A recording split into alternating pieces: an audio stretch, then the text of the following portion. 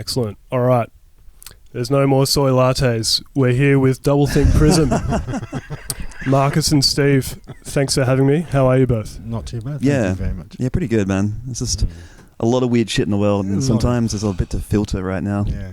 But I guess that's kind of why we've been coming together, is like this project is a really nice way for us to Sort of like transmute get out our of, frustrations. Get out of the zone of isolation. Nice one. Bit of a musical punching bag. Yes. Yeah, definitely sometimes, hey?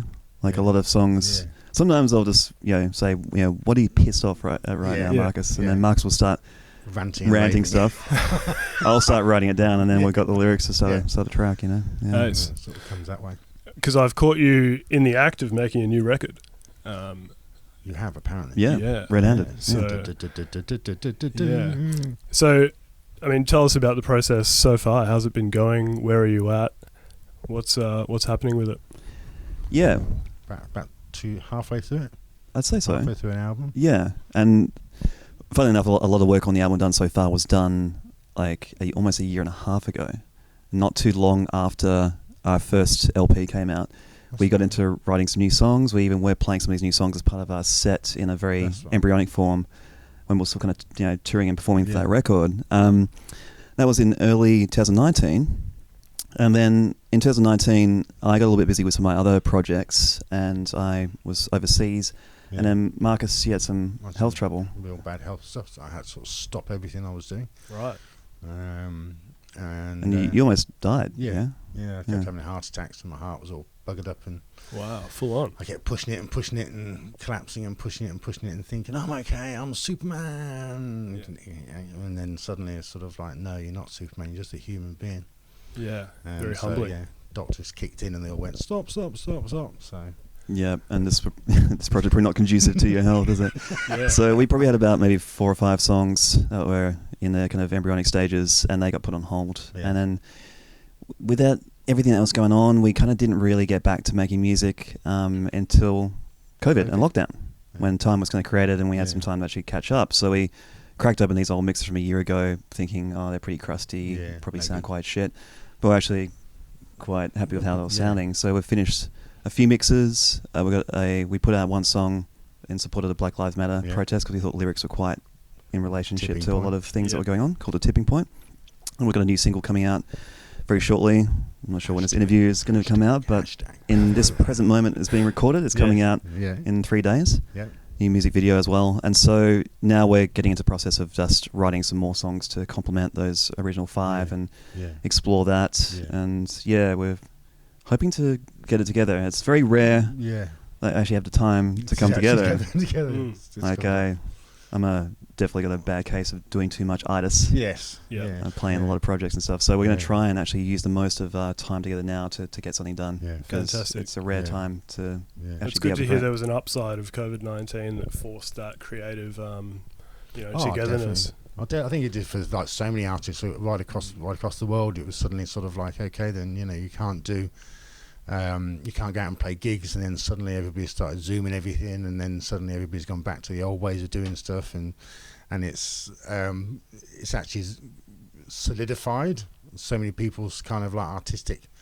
Where was I going? And then suddenly it's I've got nothing to do except do it. Yeah. You know what I mean? And then videos started becoming more popular, and it's kind of like rebooted it in a funny kind of way. Did you guys take part in the live from home that RTR were running? Yeah, we did actually. Yeah. What did you? Was that an improvised thing, or did you write something for it, or how did that take place? We did a few of our old songs from our set. Just did a live setup in our kind of jam studio here. Oh, cool. And a few improvised things and a couple of those tracks and work in progress. Just to kind of edit that. That's what started us getting it back together. Actually, I think it surprised me how much I lost my creative mojo when COVID happened. Like I had a lot of gigs and a lot of projects cancelled. I was like just in a really great momentum at the start of the year, doing lots of cool shit, and then it's just like everything cancelled in 1 week. And then I feel like objectively, like outside of that space, I would say if that ever happened in my life, great, I'd just go into my studio and make music. But I was actually like just kind of had a block. I was like wasn't too sure what the fuck to do. And I think it was just in that moment of desperation going, fuck, I just need to do something. And I was like, Marcus, you want to just come have a jam? Let's let's stream it, let's put a camera on it, and then we put on RTR, and then that's what encouraged us to go back and go, oh wait, we had some songs in progress, hey, let's have a look. Yeah, I would delve into them. Fantastic. So in terms of musical backgrounds, where do you each come from, and what's the point of convergence there? Where did you come from? Where did I come from? I came from another galaxy. My music has been. I'm not a musician. I'm apparently You're a poet. Apocalyptic sound poet by trade.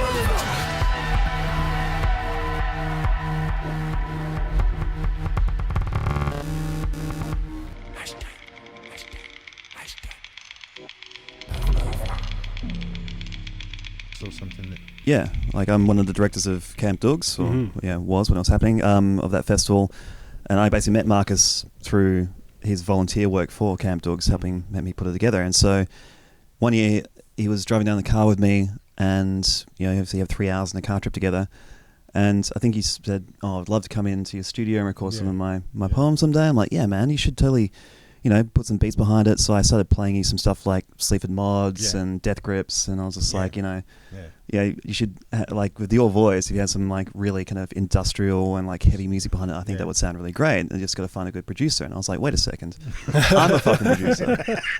And I had a bunch of beats I'd made for another MC. We had the idea of, doing some music in the style of Death Grips. And so, it was like a friend of mine who we both got enthused, and I was like, sweet, we did one track together and it was really good. And I was like, cool, I'm going to make a bunch of beats. You come back in the studio, do some vocals. I made a stack of beats. He never came back to the studio to do another pass, and just like, so I kind of shelved all these things I made a few years previous. And then so when I went to Marcus, you should find a producer, I was like, wait, I've got like 4 or 5 songs that don't have a vocal track on it. So Marcus just came into my studio, and I think he literally just read your poems. Not even with the beats behind them, and I edited those poems over the top of the beats, and that became our first release or mixtape, which was called Negro Tetris. Yeah. Awesome. And so was your background always in electronic music, or did it start more acoustic and traditional band? I started in punk rock bands. Like Injured Ninja was my first project. That was kind of like a noise rock experimental band, but there was electronics in that, and there always has been. I play guitar, but I was very interested in the production side of things with that band.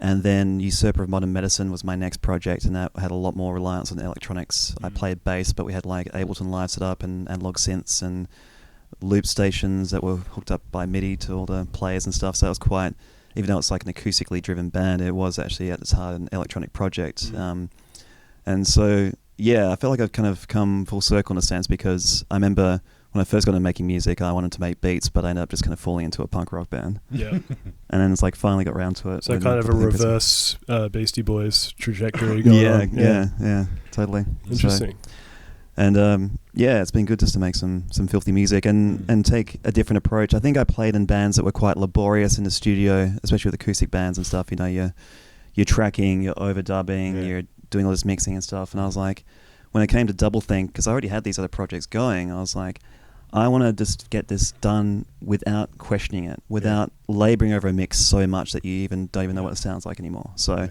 for that first record, I was like, I only want to spend like, I think I said 6 hours on a song, like total, from like recording to like just that one mixing. afternoon in the studio. One afternoon. I would literally like, all the vocals for that first record was just one afternoon. And then I mixed it in a week. And I gave myself, it was like 5 songs or 5 major songs, and I was like, Monday to Friday was one mix each, and I was done. Just get it finished. So there's this more instant kind of satisfaction rather than this, because I think a lot of musicians spend far too much time thinking, but not enough time actually sharing their talent. You're all about that one take murder. I like it. It's kind of the approach. I think we've gone a little bit more into sculpting it with our first proper album and now our follow-ups, but I still remind myself not to get too distracted and not to fall down that rabbit hole of tweaking a fucking kick drum until 3 in the morning. That's great. Yeah. So, I mean, in terms of the musical differences between the debut album, A Prism Inside Your Pregnant Mind, and the current album, where do you think are the main points of change and difference from album to album, just musically and in the vocal approach as well? I think for me, this current one is. I have a thing of where I listen to music and then I just come up with whatever comes out my brain, and then Steve will say, "Oh no, do it this way, do it that way. Can you just sound it a bit more emphasis there, a bit more emphasis there?" And then it'll sort of. Yeah, I love ghostwriting your lyrics actually. Yeah, because I'm a lyricist as well on my own bands, but this is stuff. This is like a timbre that I can't reach my own voice. Yeah. So sometimes I have lyrics come into my head, which is like, "Oh, this is for Marcus to sing." Yeah. Like this isn't. I can't do this, but these words are designed for your mouth. So in the debut album, I know as a listener, having no insight into the making of it, obviously, but it had a stream of consciousness quality about it and a spontaneity about it. Is that preserved in this album, or is it definitely? And this one's a bit more personal. I think it's the word to use. Stephen might expand a bit more on that, but it's come more from a sort of like. Before, I've always just let rip and just done and followed cues and gone like, okay, where this one, it's actually thinking about it a lot more and putting a lot more of myself into it, which I haven't done before. I've always just been this free-flowing, whatever comes out. If it's crap, it's crap. If it's good, it's good. I'll just take my cue off Steve. Whereas this one is actually thinking about it and putting more of myself into it. Which has been really fascinating from my perspective. But then the music is, I just love, like I say, it's all done very quickly, and I just love the fact of like, I'll sit here for like sort of 20 minutes writing something, and then suddenly Steve will say to me, "Okay, right, we're going to go now," and he'll just come up with this amazing array of sound that works for me. That just tweaks everything inside of me. Nice. I feel like we've been exploring restraint a little bit more with the vocals, right? Like, that was definitely something that struck me about the single Tipping Point. The first probably 2 minutes of it is incredibly sparse and restrained. Is that going to be a recurring theme throughout the album? Well, that one was like that, It was, but that one was also about the message that was behind it. It wasn't about us. It was just about us putting down the words, and they fitted in with what was going on at the time with the Black Lives Matter. And so there was no need for us to be shouting, screaming. The first couple of takes I was, because I was just getting so excited with it, and then I suddenly realised, Stephen, no, just stay still, be calm, and let's just do it this way. Let's try and find the power without needing the volume, but actually just in the delivery. Yeah.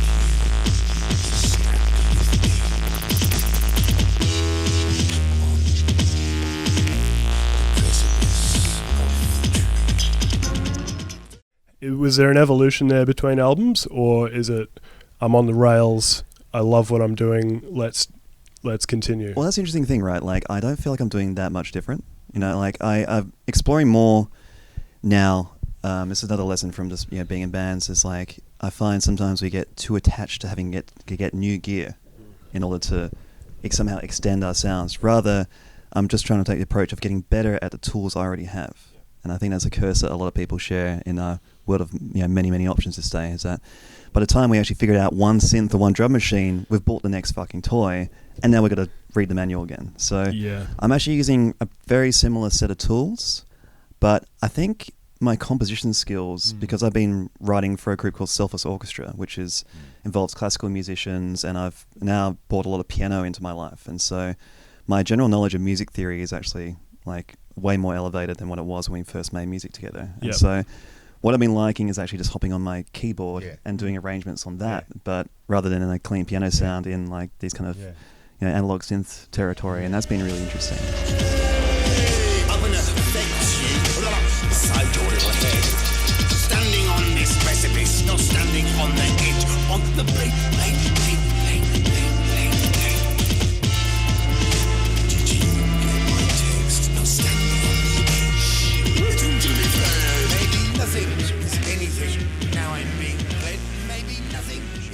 In 2018, which was the release date of the debut, we were on a precipice, and with the current release, we're on a tipping point.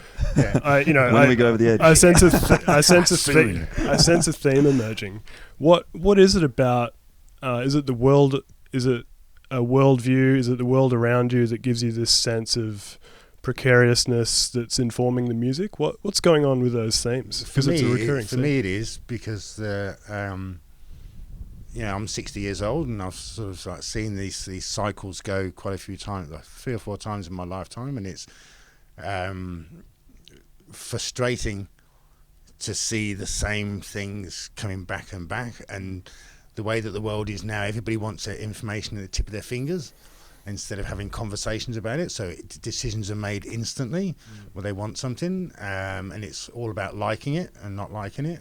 But people don't engage with it. People don't engage. It's forgettable, which is kind of what Pavlova's about. Yeah, and it's the so that for me, it's kind of like when I'm doing it, I am inspired. I'm taking from what's actually going on in the world, and on the precipice.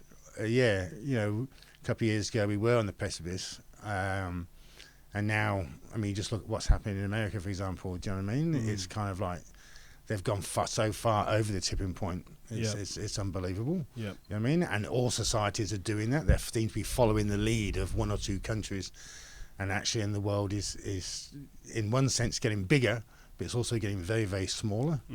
And the power's held in just 1 or 2 hands, whereas it used to be concentrated. I think most people don't realise how fucked we are. To be honest.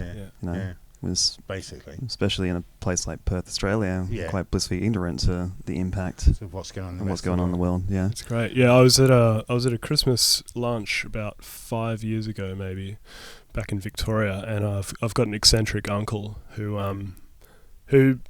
is known for saying some pretty wild and inappropriate and things that don't make good Christmas lunch material. But we've all got an uncle like that. We do. I was uncle. I was hoping you could relate, but partway through the lunch, I just remember him pulling me aside and saying, "Max, we're living on a tipping point," and he didn't elaborate too much, and I guess he didn't need to, because I think I knew what he meant, and now I definitely see what's happening. The mood is accelerating chaos. And entropy unleashed right now. Totally is. And if in some way what we do and what other artists do stops people, just makes people think, because all we want to do is just make people pause and think. It's almost like you want the person who's going to push the button and end the world to actually think before they actually push the button, rather than just following the command. Or maybe they should just push it. Well, you just push it, Get it done. Well, that's a view, Get it over and done with. No, I'm not much of a pessimist, to be honest. No. Well, that's good to hear. Yeah. But I always feel like with our music and your lyrics, especially with the new stuff we're writing, which we take a more personal note, is like it's both the external interpretation of the world at large, but it's also the personal reflection, which always goes hand in hand. That our own mental anguishes are usually kind of influenced by the greater consciousness. And so I kind of see things like, when you're saying on the precipice or the tipping point, it's like, I feel like it comes from this personal place in the lyrics, but it's also just talking about the world at large, and the duality, but also just the similarities between our own individual experience living in this modern world and what we actually see around us. So speaking of the world at large, we're here in Perth, which is, for a lot of people, for the first time in decades, advantageously isolated. Suddenly, cocooned from the rest of the world. I wanted to get your impressions of Australian electronic and experimental music, and in particular Perth music. Is there something unique about Perth that gives it a musical flavour, that gives it its own scene? What's been happening here in Perth? I think as an outsider, and now maybe I'm a bit on the inside, but originally for me, what I loved about Perth was its isolation, and the fact that it wasn't about the dollar sign. It was about actually people coming together and saying, "I like what you do, and do you want to work with me?" And it wasn't, and it didn't bother about how many gigs. They weren't looking at how many gigs you were playing. It was about creating the music. Yeah, and that's the and thing. it didn't matter what genre you were from. Yeah. You know, there wasn't this like, oh, you know, you're with that scene, Yeah. I'm from this scene. Yeah. Yeah. Just like, oh, you're creating? That's great. Yeah. I support that. Yeah. I totally got that as well. Yeah. It's great that you. And that's that, and so, and it doesn't matter, you know, even when COVID will come free again, you know what I mean, and if the world goes back to some sort of normality, I think Perth will always have, because of its isolation from the rest of the world, no matter how quick you like it on Facebook, you're still in the real world. You still got Perth to do, Perth, you know what I mean? And it is such a beautiful place, and there's so many. I mean, I just spent a couple of months ago. We went up north to Tom Price, and that was the first time for me to actually get away from Perth and go north and actually see how big this state is. There's everything you want to see. Everything you want to experience, every landscape, every feeling you can actually get in this state, which is again one of the lovely things about West Australia. That you can get nice things in other states. I'm not saying that they're all bad, but there's something about WA that encapsulates. You can see the whole world in one state. Yeah. What were you doing in Tom Price? Just seeing it. Yeah, cool. You're just chasing the sun. Yeah, we're both affiliated with a Blazing Swan camp called Church of Belligerents. Right. And so the guys who manage that camp are now based in Tom Price, and we were going up to hang with them, take some time out. I'd just finished some massive projects myself and just needed to clear my head. But we're investigating doing a festival up there, actually. So using some of my Camp Dogs resources combined with the Church of Belligerents to do a Mad Max style wasteland weekender. I've always wanted that to happen in WA. I know, right? Near Whitnoom. Well, yeah, it all inspired by Whitnoom, which is the asbestos town. Yeah. So we want to call it Whit and Doom, which is the working title. Sick. Yeah. Please invite Drowning Horse. Is Drowning Horse still playing? I should play that gig if they are. I wanted Drowning Horse to play this festival I put on in June, and a few of their members are still in Melbourne. So, but who knows? Maybe by then we can get them going. Yeah. So that's why we're up in Tom Price. Yeah. But going back to Perth, like I always feel that like the isolation is an advantage in how the community works together. Yeah. And I spent a lot of time in Melbourne, and it's seriously competitive and cliquey. And I experienced such a different atmosphere putting on shows in Perth because everyone's quite supportive. Yeah. There's a general feeling of just like we're so fucking far away from everything, we may as well be on all this together. Yeah, and there's no need to compete or criticize each other. Yeah. And that's great. There's a really amazing sharing of resources and knowledge and really strong community radio station and stuff like that. And it's been a pleasure, and it's one of the reasons why I haven't moved away. There's been a lot of pulls for me to move over east, but I kind of felt this was worth sticking out in, and it's paid me back a millionfold. Really. And even the audiences are the same though. There's no set demographic. You get the right across the board because everybody is. Oh, I like that. Yeah, I like that. You can put on a gig where you've got 4 bands and they're all totally different. Yeah. Yep. That works. Yeah. And nobody in the audience is going like I don't like you because like in Melbourne it's kind of like you say all this clicky stuff. It's like and I feel there might be even like a statistical kind of psychology about that. It's like when you get to a certain level of population. Then those individual subcultures have enough people in them. Yeah. Perth, it's like the population isn't that great, so the subcultures can't exist on their own. They need to cross-pollinate, which is kind of cool. The experience of being a musician in Melbourne, where I'm originally from, is totally different, and I just found Perth a real breath of fresh air. Yeah. It's like if you put an ad up and you want to start or join a metal band, for example, in Melbourne, you get 20 responses and half of them are saying, oh, do you want to do blackened thrash or do you want to do or like first wave thrash? Like, tell me because I only want to do that thing. Or do you want to make ambient music or do you want to make dark ambient or industrial? It's like you come to Perth and it's the opposite. It's like, hey, you play synth, fantastic, let's jam. Let's go for it. Yeah. It's cool. Yeah, it's not just me. That's exactly the way I perceive it as well. Nice one. All right. Just quickly, I just thought of it now. The other thing I noticed when I came to Perth was it has a bit of a history of drum and bass and kind of harder electronic music. I'm not sure if you've taken that in as well, but a lot of Australian drum and bass heads rave about Perth. And I'm wondering if there's a kind of harder industrial electronic scene that maybe is not so much at the forefront now, but once was. Yeah. Do you think that's true, or am I imagining that? Actually, yeah. I didn't engage with it too heavily because I was just mostly playing in bands, but I definitely remember drum and bass having a very strong presence when I first started going to gigs. Yeah. And there was a couple of clubs dedicated to that sound and that culture and regular club nights like Roller and stuff was a big one that was on every Thursday. Yeah. Massive drum and bass night, huge following, that sort of thing. And that was a huge kind of influence on my just general impression of music and the sort of music I wanted to make was these kind of more bass orientated dance floor heavy music. Cam girl, taste maker, trendsetter, influencer,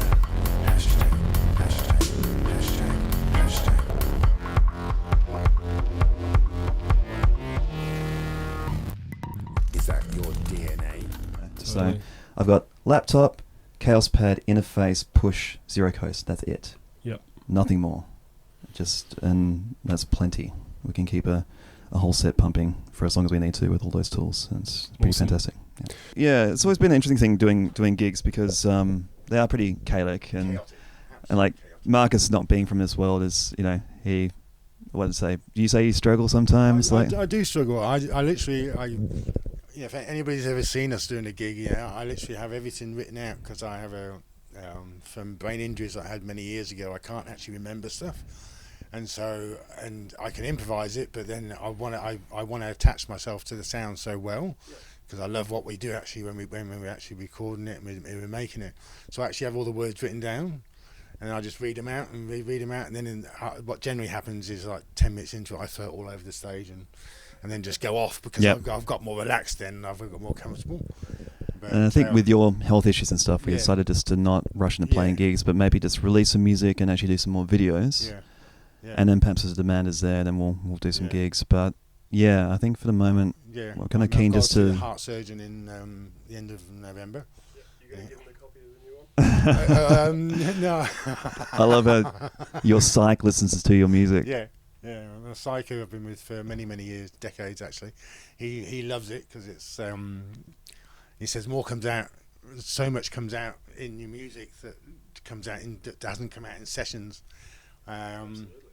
And it is, and I love also the audience because, the way that they react to it. I also get lost in that. Sometimes we'll be playing a set and I'll actually forget exactly where we are because I'm so interested in people actually like bopping around and sort of like doing their crazy stuff, and then I'll just make it for themselves and I look back at Steve and he'll be going, "Where the fuck are you going?" Yeah, it's like, come on, Dor. Come back. Yeah. Well, this is what this is about. I don't know if we got battery time, but like this was like a psychoanalysis pretty much session. Yeah. When we decided to really buckle down and finish a new record, we just actually I started asking Marcus about his life, like actually unpacking stuff from his childhood and writing it up on here. Yeah. And so the working title of our new album is Malakut Gollywog, and like the Gollywog thing came up because I saw this picture, actually it's from Wittenoom, because we were researching Wittenoom, I went up there of these young girls with these Gollywog dolls and realising, wow, that was like only in the 60s. Right. And this is like in the Aboriginal community or near Aboriginal communities, and they got these like black dolls. My own personal Gollywog. And then when I started mentioning that, it's just like, oh, that's what Marcus always draws this, and it's actually kind of like, he says it's like a self-portrait, but as a Gollywog, as a Robinson's Gollywog, if we can mention Robinson. Yeah, but it's like, a dark-skinned kind of jester or a fool, trickster. Really, a trickster, But that's the image. That's the image created by white people, you know. Yeah. And Malakut was just a word I was reading in a book. It came up, and it's like it's spiritual realm. Yeah. I'm trying to remember the culture it was from. Material and spiritual. A Middle Eastern term for a realm above reality. An imaginal realm between the material and spiritual realm, which is like where things come into being, or it's like a different form of consciousness. Yeah. And I just really liked that word. And then it was the same week I saw that Gollywog picture, and I was just like, okay, if you've led this life being raised in white community as a black person. You are this Gollywog, but you now elevated to this other place where you're bringing in this new knowledge, and this kind of balance between the old ideas of misrepresentation of black people, but owning that, and actually taking that into a realm of knowledge and truth. That's what I was saying earlier on, where this album is becoming so more personal than stuff that I've done before. We just wrote a new song called like Black Shadow, which is what you were. My first alter ego, I'm known as Splodge. Everybody knows me as Splodge, this crazy character with the opposable sideburns. But when I was a kid, he was a Black Shadow with his sidekick Bib, and Bib was my thumb. But stick that in people's eyes. And talking about the obsessive conformity of England, barbed wire edge gardens. Yeah. Can't be white, but you can't be black. You know, this kind of idea of what you grew up in, being a dark-skinned person raised as a white person. In the wrong part of town, and literally we had people protesting when I was a kid outside the houses because we brought a whole street's value down. And then the neighbours had because you were black? Because we were black. Oh, fucking hell. Because we moved into a white area. And then going to school, I went to white school, all white schools. And so the black kid with like 400 white kids and in the 60s was like an interesting time to be. And that's sort of like the Gollywog thing was kind of like, It brought all that up, didn't it? It brought so much stuff up. But that's not really that different today. In some places it's more harsh. In America, it's more sort of like it hasn't changed at all in the last 300 fucking years, 500 years in actual fact. But other places it has, and that's what I liked about Australia. Australia had the possibility when I emigrated over here. It has the possibility to be the melting pot of the entire world. Every nationality is here. And in 20 years' time, the world's going to be so different. Yeah, it's crazy to think about what kind of world you want your kids to grow up in and how best to make that happen. It's a real challenge, but it's a challenge that I think the soundtrack you guys make is perfectly suited to. And I think Jester of the Imaginary Realm is an idea that perfectly captures the spirit of the music. So thank you both for doing what you do. More strength to your arm, and I can't wait to see what's next for Doublethink Prism. Thank you. Appreciate it. Cheers. All right. Thanks, Max. See ya. Standing on the edge, on the